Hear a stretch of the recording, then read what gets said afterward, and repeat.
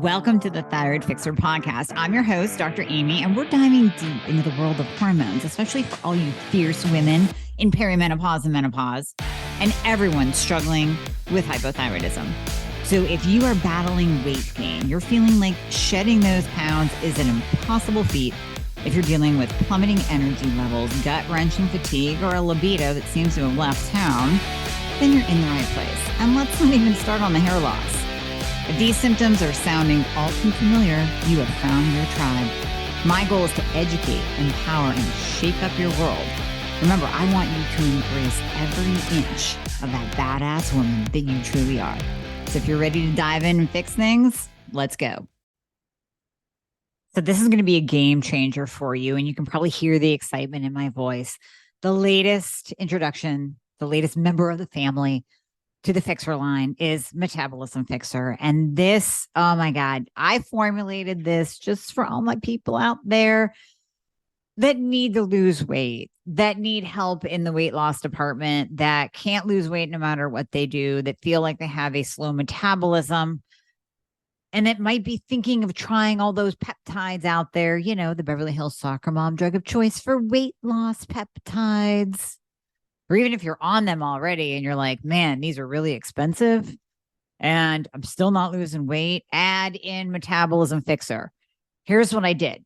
I took the power of T2, which increases your basal metabolic rate while you are sitting there watching Netflix. You're burning fat while you're watching Netflix. I combined it with a very unique patented ingredient called Suppressa.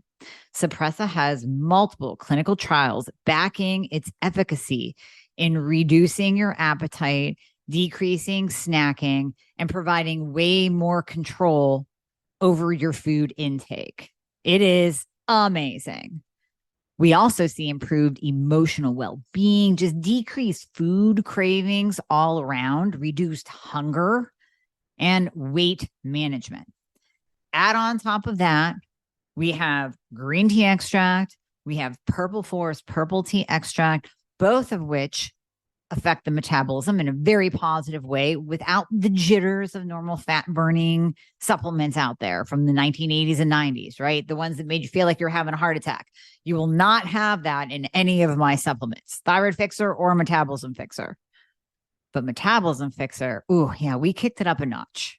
It is in powder form, so you can drink it through your day. It's going to flavor your water. We got orange crush and refreshing citrus. I love them both.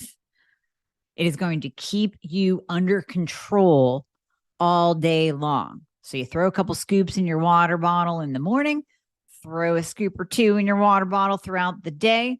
You will have fat burning and appetite control the entire day for what? An eighth of a price of the peptides? Oh my God, you can't go wrong. So grab some Metabolism Fixer today.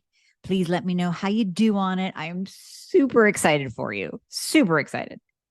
We're going to dive into a topic that I hear so much about in my Girl Fix Your Thyroid Facebook group. I hear your questions. I see your questions all around high glucose and high insulin and insulin resistance, as well as some of you that have dealt with PCOS or polycystic ovarian syndrome. Now, mainly that's a state that we see, I won't even call it a disease. It's a state that we see pop up when a woman is more in her 20s or 30s. I was diagnosed with it in my 30s. And how I was diagnosed was I was actually having a massive breakout. This is after my hypothyroidism diagnosis. I was having a massive breakout and I went into my doctor and I was gaining weight as well. So that's why we're going to talk about how high insulin, high glucose, and PCOS can make you fat. I was gaining weight and I went into him and I said, what is happening to me? Look at my face. It looks like a pizza and I'm gaining the weight again that I had finally lost after we fixed my thyroid. What's up? And he just looked at me and he said, you have PCOS. He's like, we can do a vaginal ultrasound and we can check for it if you really want to confirm it, which I did, and it was confirmed. But you have PCOS and you have insulin resistance. And that insulin resistant component of the PCOS is what's causing the weight gain. And the high androgens, thus the high DHT, which I did a podcast on last week. You can go back and listen to it. That high DHT is also contributing to your acne.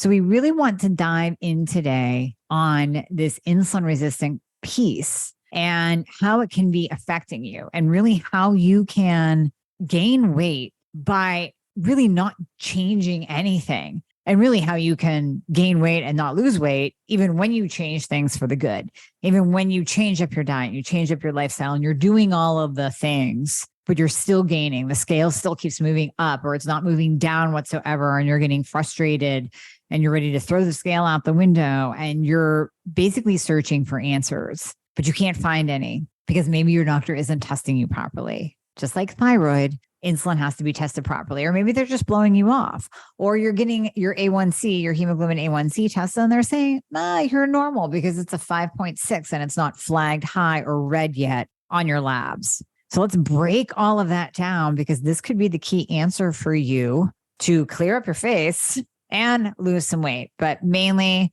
with my perimenopausal, menopausal ladies out there listening. And I know I've heard from you too that you say, well, I have PCOS. And I always question, well, wait, so do I, but do I have it when my periods start getting irregular? Do I still have polycystic ovarian syndrome, even with a loss of ovarian function moving into menopause? I don't know. I don't know the answer to that. But if you've had it in the past, then you are definitely more prone to insulin resistance, and we'll dive into that. So let's first start with insulin resistance, how it's often just missed, overlooked, not tested for, and what you can do about it. So insulin is a hormone. It's important to remember that it is a hormone released by the pancreas in order for your body to lower its glucose. And insulin helps to push nutrients and glucose into the cell. So insulin resistance is when the cells in your muscles, body fat, and liver. So this is important. We're going to come back to these three: muscles, body fat, and liver start resisting or ignoring the signal that the hormone insulin is trying to send out. Because remember, all hormones are messengers. They send a message, just like the T3 thyroid hormone, the active thyroid hormone, sends a message to your cell, to that receptor site, saying, hey, give this person a metabolism, let them grow their hair, let them have energy through the day, let them sleep well. It gives a message and sends a signal to the cell to do something. So the hormone insulin is trying to send out this signal to the muscles, the body fat, and the liver. And the signal is, hey, grab the glucose out of the bloodstream and put it into the cell, and put some other nutrients into the cell too. So glucose, also known as blood sugar. So when we say test your blood sugar, wear a continuous glucose monitor, which is testing your blood sugar. So glucose, known as blood sugar, that's arguably the body's main fuel source.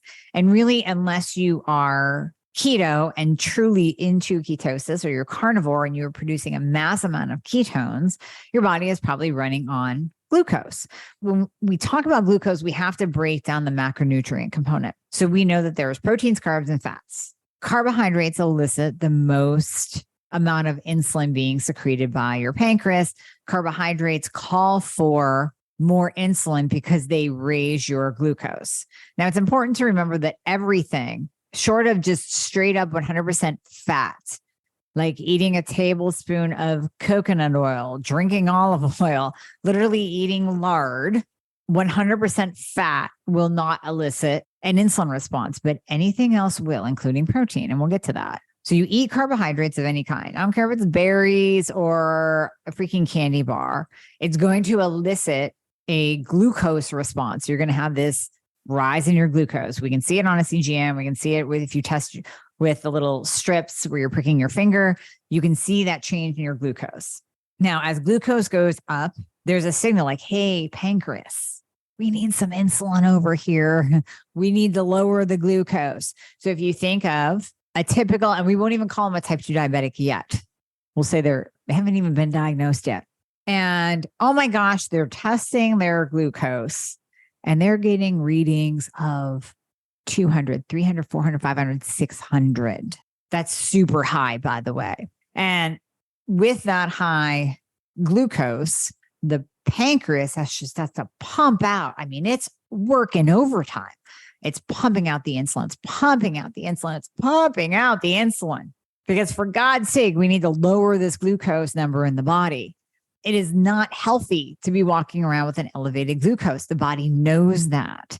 The body knows the cellular and tissue and nerve damage that can come from elevated glucose levels. The body knows that walking around with high glucose levels impairs your thinking, causes inflammation, let alone the fat storage. So the pancreas secretes that insulin to push down the glucose and tries to get it into a normal range.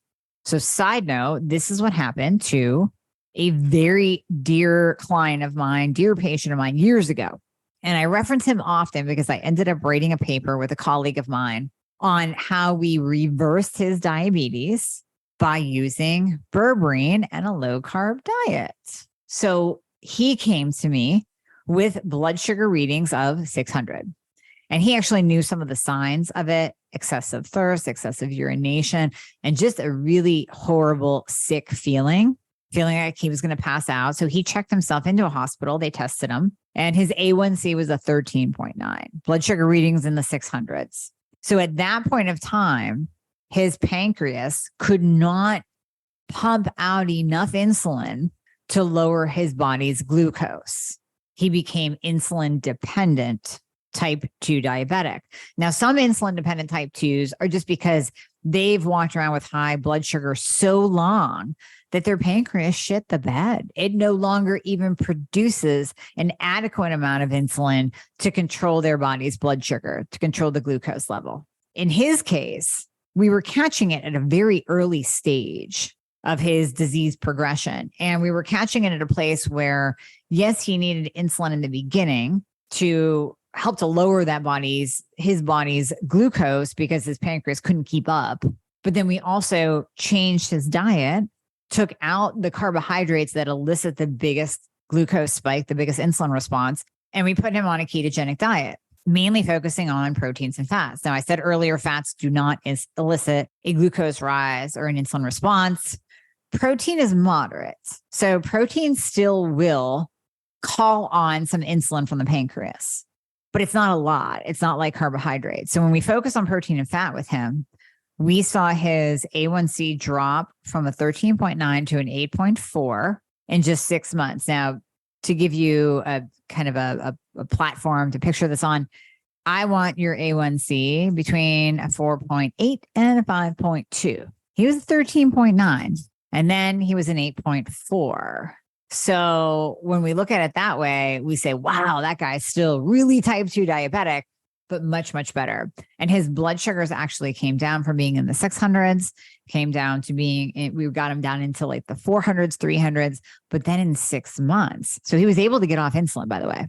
6 weeks of a low carb diet and berberine, blood sugar fixer. He dropped his A1C from 13.9 to an 8.4 and got off the insulin. Now, he knew he wanted to get off the insulin because this is all going to tie into our conversation today. Insulin is a fat storage hormone. You never want too much of it. And you certainly don't want to be placed on it because as we look at that whole cycle of the body, you're putting insulin in to drop the glucose, but too much insulin's the fat storage hormone. So now we have excess insulin. Now our bodies are literally storing everything as fat.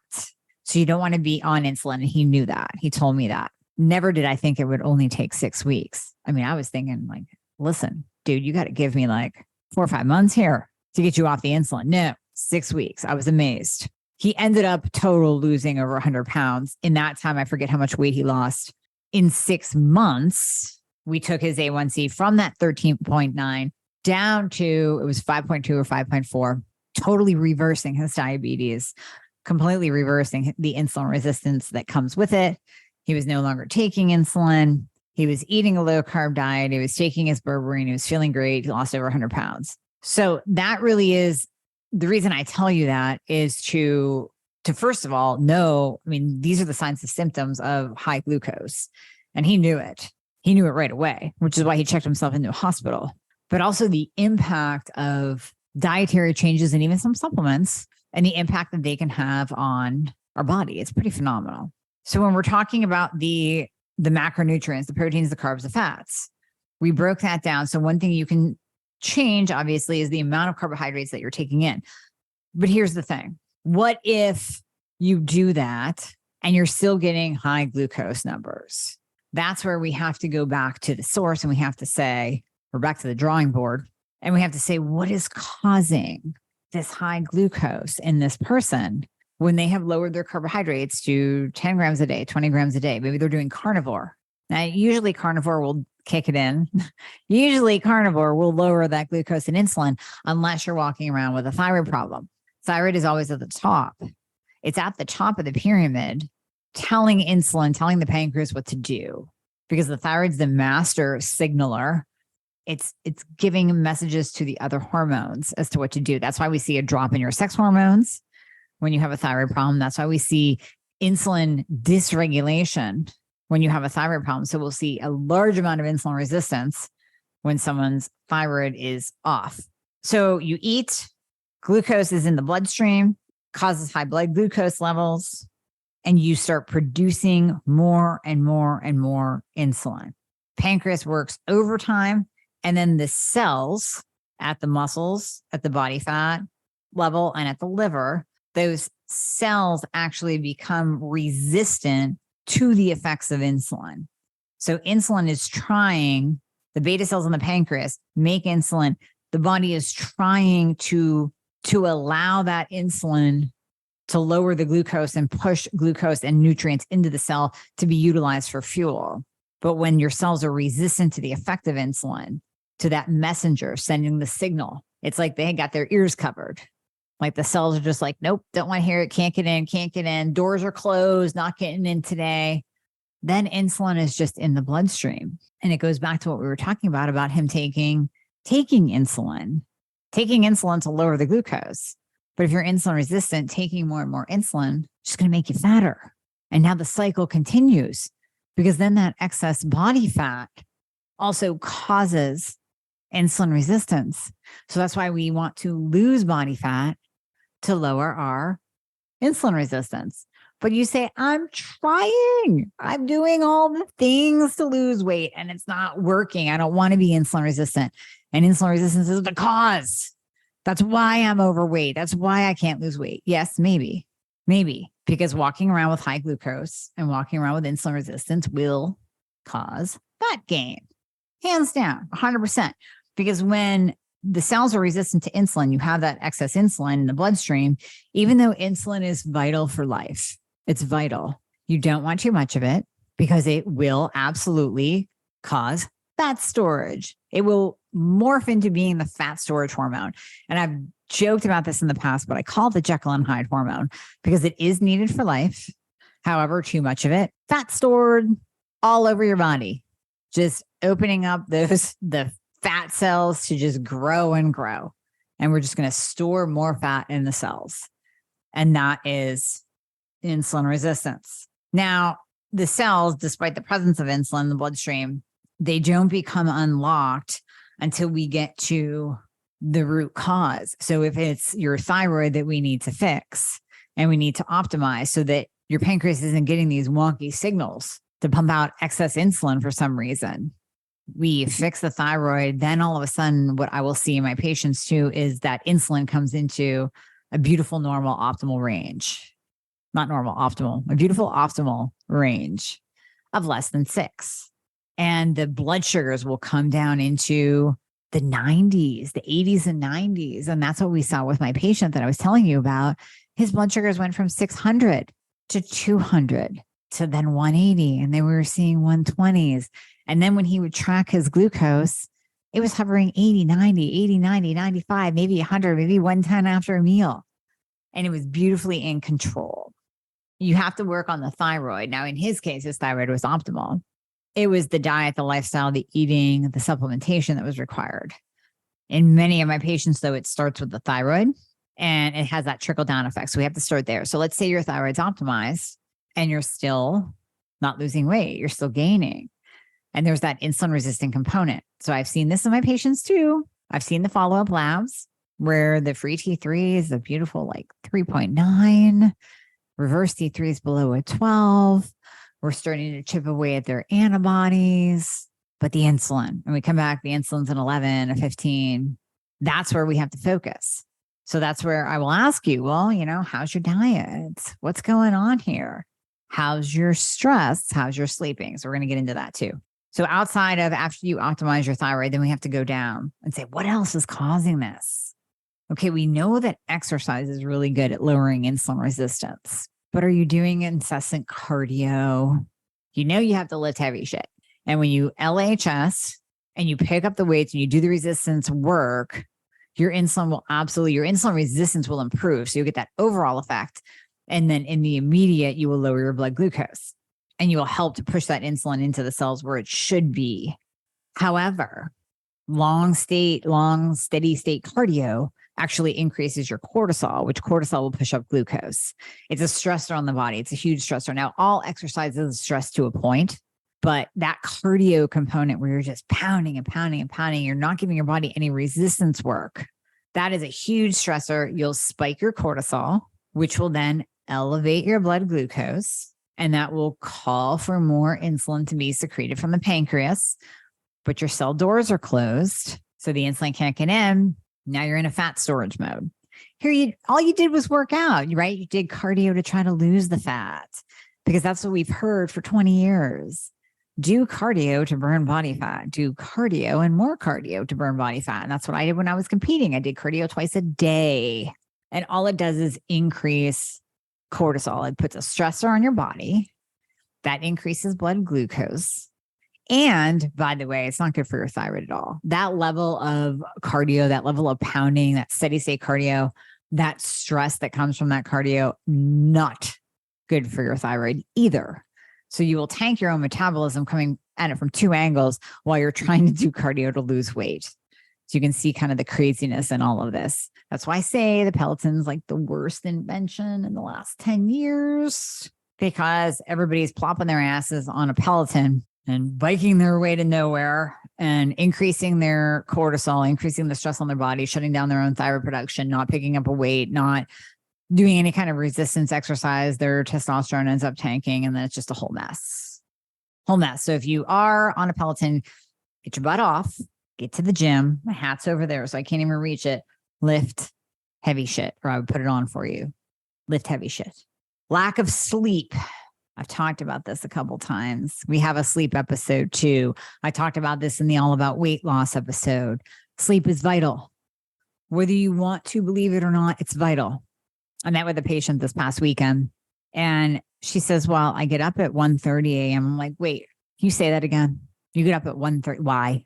Well, I have to be to work at 4:30. So I prep my food and I do this and I do that and I exercise. And I'm like, okay, we need to do something about that, because I don't care if you go to bed at 7 p.m. Getting up at 1:30 a.m. is breaking that circadian rhythm. You're not getting in that 10 p.m.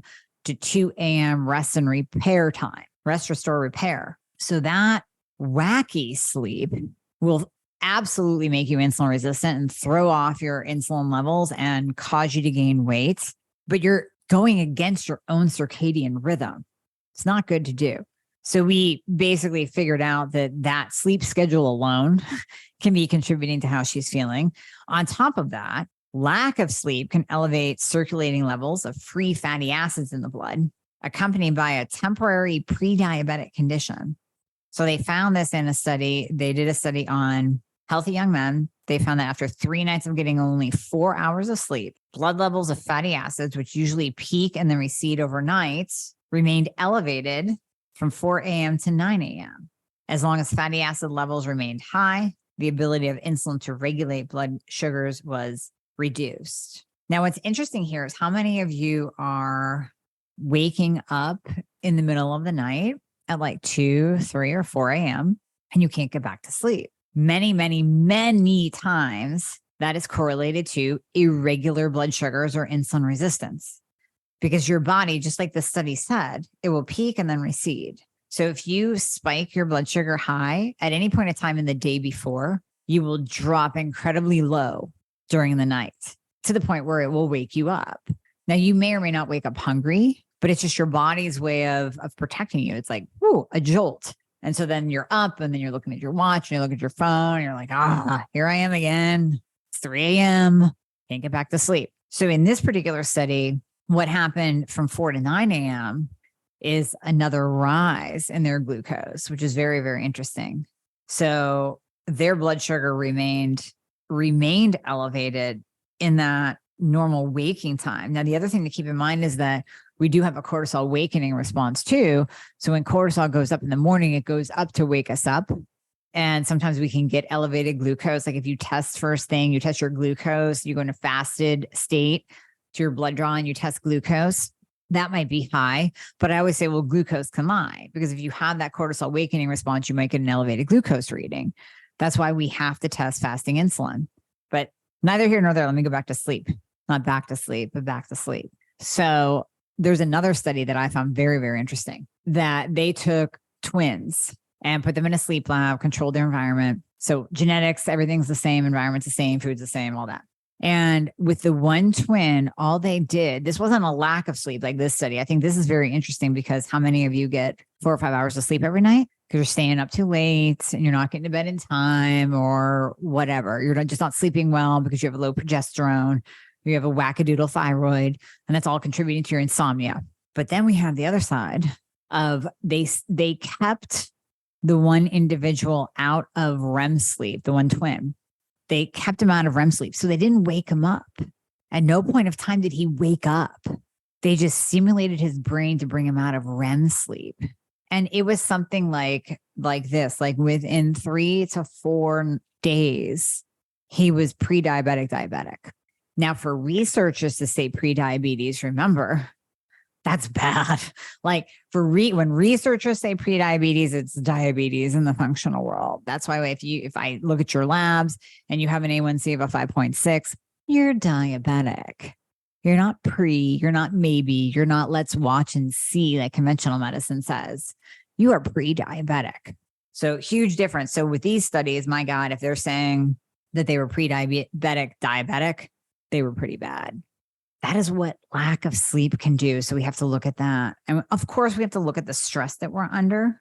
So just like I said, that long steady state cardio is a stressor on your body. What about all the other stressors?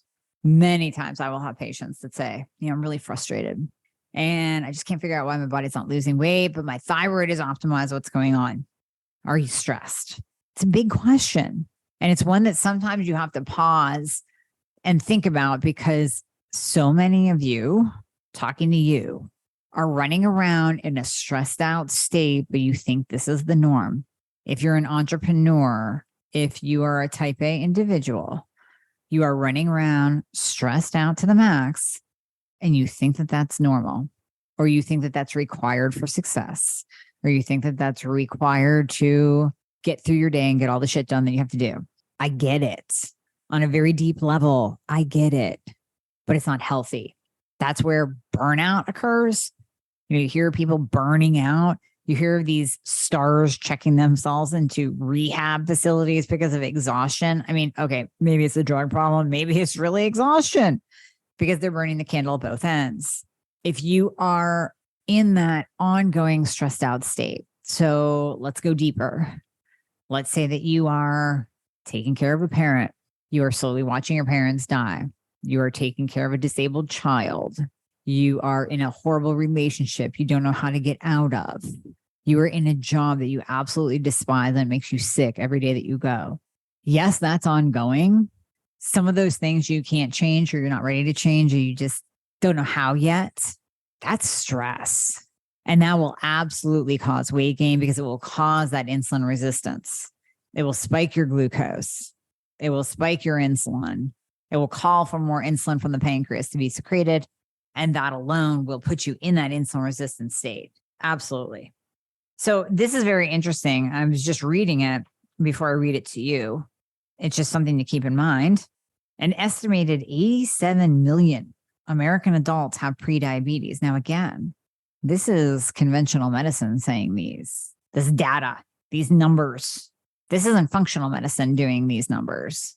So if it's 87 million Americans have prediabetes according to their standards, I'm going to double that. Because remember, when we're looking at insulin on a blood test, that insulin level on a normal standard lab value range will go up to, most of the time, it's like 20, maybe 25 before you're flagged high. I want it below a 6. Below a 6. You can see the discrepancy there. So if you are being told that you're normal, but you're like, wait a minute, doc, my insulin's a 10 and I'm gaining weight. Oh, no, you're not pre-diabetic. You're good. Your A1C is a 5.6. It's not flagged. Your insulin's a 10. You're fine. Really? That's the standard of care in conventional medicine. When we add on the functional medicine optimal ranges, I'm going to say this is doubled. So let's bring it up to 160 million. American adults have prediabetes. 30% to 50% will go on to develop full-blown type 2 diabetes. In addition, up to 80% of people with type 2 have non-alcoholic fatty liver disease. So this is where we come back to, remember in the beginning, that these cells in your muscles, body fat, and liver start resisting or ignoring the signal of insulin. So non-alcoholic fatty liver disease is a huge growing problem. Combined with insulin resistance, it boosts your risk of liver damage and heart disease. Now, I don't remember what podcast number this was that I talked about liver. We'll find it. We'll put it in the show notes. But I have a whole podcast about loving on your liver and the importance of that. And one of the things that we see when those liver enzymes start to go up is insulin resistance. Weight gain. One thing we see with insulin resistance is non-alcoholic fatty liver disease. The two go hand in hand. We used to call it metabolic syndrome. Metabolic syndrome was tying in the high triglycerides and the low HDLs, and then you had to have high blood pressure too. It doesn't always have to be that. I mean, you can have an issue, we'll call metabolic syndrome, just having a piss poor metabolism. Maybe your thyroid is off. Maybe you have low testosterone, or maybe you have insulin resistance. Either way, we have to focus on your liver and we have to focus on the insulin and always check thyroid, because those are so combined. They're so intertwined that when you fix one, usually the other gets better. But we always have to start with thyroid. Then we go down to the other corner of the triangle and hit the insulin. We start focusing on that, changing up your diet, adding in berberine. We come over here. We love on the liver. We take out alcohol because that pounds the liver, and we support the liver with nutrients. Once we do that, everything works synergistically. It's like a beautiful symphony that starts to occur. But you can't do one without the other. What we're seeing here is years of this high insulin level, followed by the onslaught of cell-damaging high blood sugar. Remember, I said earlier, when you're walking around with high blood sugar, we have neuropathy. We have damage of the nerve cells. We have tissue and cell damage. People with insulin resistance, prediabetes, type 2, are at a higher risk of cardiovascular disease. Cardiovascular disease is the number one killer of women. Then you have that insulin-resistant component, doubling your risk for heart attack and stroke. It triples the odds that your heart attack or brain attack, stroke, will be deadly. Meanwhile, insulin resistance and this whole metabolic syndrome that we'll call it are also linked with higher risk of cancer of the bladder, the breast, the colon, the cervix, the pancreas, the prostate, and the uterus. We also know about Alzheimer's, which I've spoken about many times on the podcast. We also know that high insulin, high glucose contributes to a much, much greater risk of dementia, Alzheimer's, and Parkinson's. And I share the story of my mom who passed from Alzheimer's. And I remember watching her. And if I knew, gosh, if we could only rewind, if I could know 10 years ago what I know now, I would tap into the Bredesen protocol. I would talk to Dale Bredesen himself. I would rip the diet pop, the bread and the ice cream out of my mother's hands. I would put her on estrogen, which of course she was on during the Women's Health Initiative study. I remember her being on estrogen. Her doctor pulled it from her hands because of course, estrogen is going to cause cancer per the WHI. I could have extended her life and possibly prevented Alzheimer's. It's in my family. It's in my genes. But I do fully, wholeheartedly believe that epigenetics play a role. What we choose to put in our mouths and put in our bodies, what we choose not to put in our bodies, i.e. bioidentical hormones, has a greater cost to it than doing so, than making the changes. Because what I saw her go through, and any of you who have gone through Alzheimer's, you're going to be nodding. If you have not been exposed to a close loved one going through Alzheimer's, you have no idea the hell that walk is. If I could have done everything that I know now, I would have loved to see what would have been possible. And I think she would be here today with her brain intact. I really do. But we didn't know. We didn't know back then. She literally lived on, now I say this on the side. Okay, let me clarify. Because I don't want you out there thinking like, well, I just eat a little bit of bread and a little ice cream and just occasionally drink a Diet Pop. My mom didn't live on it. That's an overstatement. She incorporated it in daily. Like every day, she loved her toast. She would have toast with peanut butter in the morning. And if we went out to dinner, my God, the bread basket, that was key.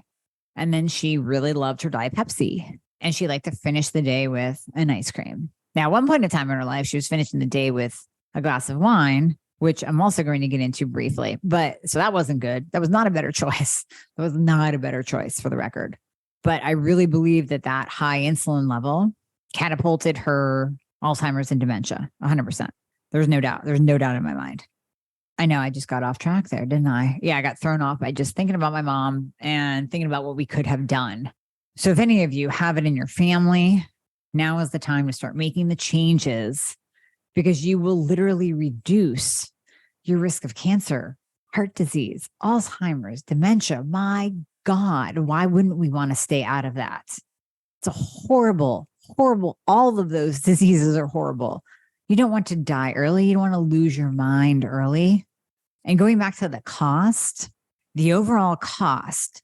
So I know a lot of you are like, I can't afford bioidentical hormones. I can't afford functional medicine. This is by no means a plug for working with me or working with a functional medicine practitioner. I understand it's an investment, but I am going to kind of go off on a mini tangent here that I didn't plan for. When I think of the cost, the amount of money that my dad put out to keep her in the home, she did not go to a nursing home.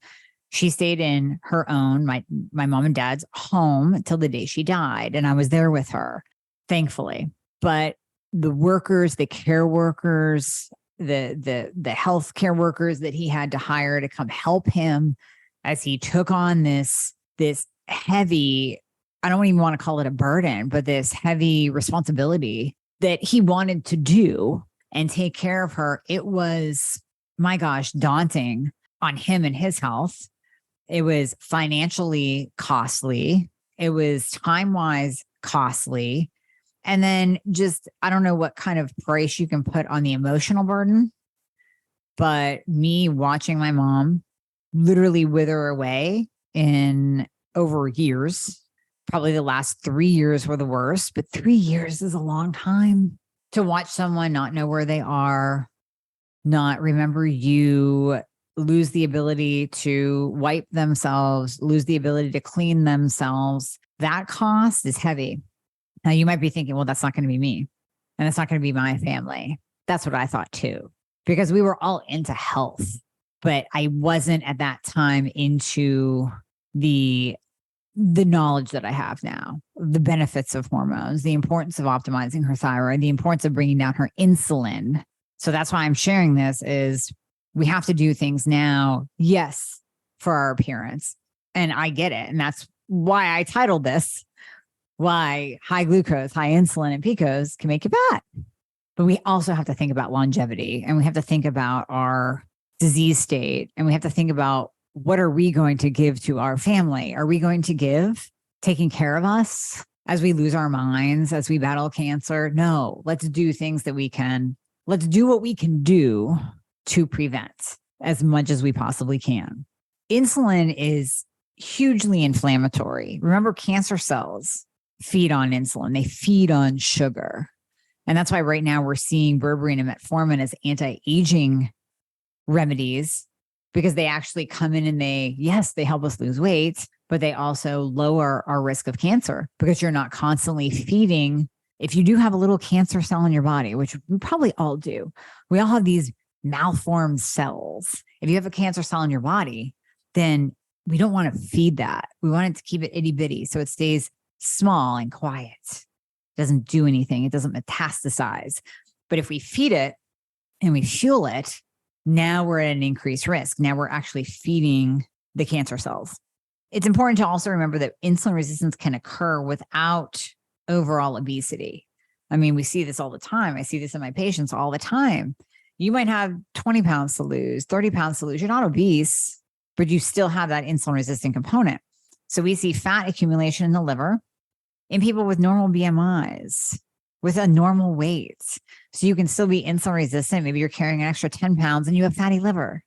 Women with insulin resistance may have increased ovarian testosterone secretion.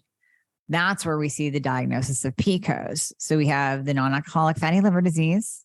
We also have that insulin resistant component increasing testosterone secretion from the ovaries. And now we have the excess androgens. Like I said earlier, that those excess androgens are what caused me to break out. Now, most of the time I see my ladies having low testosterone, low androgens, because they're past that PCOS state. They might still have the insulin resistance hanging on, or maybe the IR is coming from a wacky thyroid, or maybe we do just have to hone in their diet. They're eating way too many carbs because they heard that berries and oatmeal are great for you. So maybe we do have to do those changes. Most of the time I see low testosterone, but in the case of PCOS, if you're listening out there and you have PCOS, there's an insulin resistant component to that.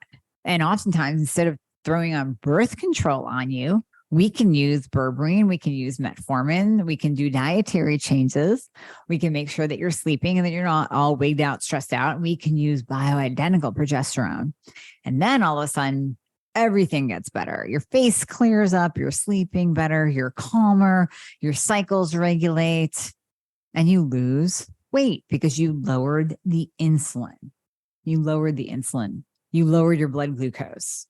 I think it's really interesting when we wear a CGM and we see what actually spikes our glucose. So one of the sponsors of the podcast is NutriSense. And I found it interesting. So they sent me a monitor to wear, and I've been wearing them on and off anyways. And one night I drank wine with the monitor on.